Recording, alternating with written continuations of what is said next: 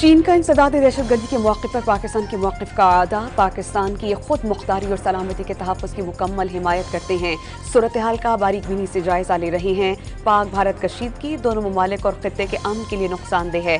چینی وزیر خارجہ کی اسحاق ڈار سے ٹیلی فونک گفتگو۔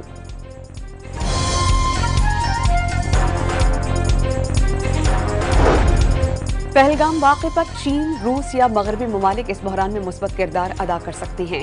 چین، روس یا مغربی ممالک تحقیق کر سکتے ہیں کہ بھارت یا مودی جھوٹ بول رہے ہیں یا سچ۔ معلوم کیا جانا چاہیے کہ بھارت یا کشمیر میں سے مجرم ہے کون۔ وزیر دفاع خواجہ آصف کا روسی میڈیا کو انٹرویو۔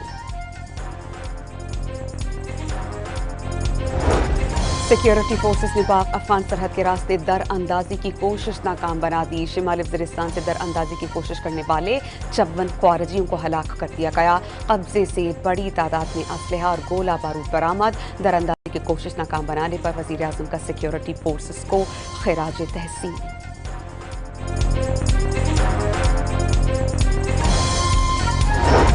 خارج نے دوبارہ پاکستان میں داخل ہونے کی کوشش کی تو اسی طرح ماریں گے، پکڑیں گے اور ہر سازش ناکام بنائیں گے۔ وزیر داخلہ کا اعلان۔ یہ پاکستان کے خلاف ہتھیار اٹھانے والے تمام لوگوں کے لیے پیغام ہے کہ انجام یہی ہوگا۔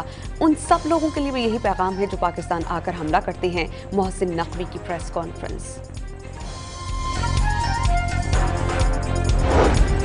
اتر پردیش کے سابق وزیر اعلیٰ اکھیلیش یادو نے پہلگام واقعے میں انٹیلیجنس کی ناکامی پر سوال اٹھا دیا اور سب سے بڑا سوال یہ کیا کہ دہشت گرد ان کے گھر میں گھسے کیسے۔ سماج وادی پارٹی کے رہنما کی پریس کانفرنس۔ پہلگام واقعے میں ہلاک افراد کے خاندانوں کو فی کس 10 کروڑ روپے دینے اور سرکاری نوکریاں دینے کا مطالبہ۔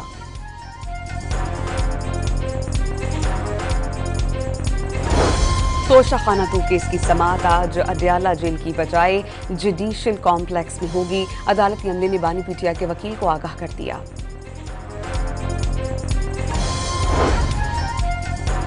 ملک کے بیشتر میدانی علاقوں میں آج بھی ہیٹ ویو جاری رہنے کا امکان ہے۔ درجہ حرارت معمول سے 5 سے 7 ڈگری تک زیادہ رہنے کی پیشگوئی۔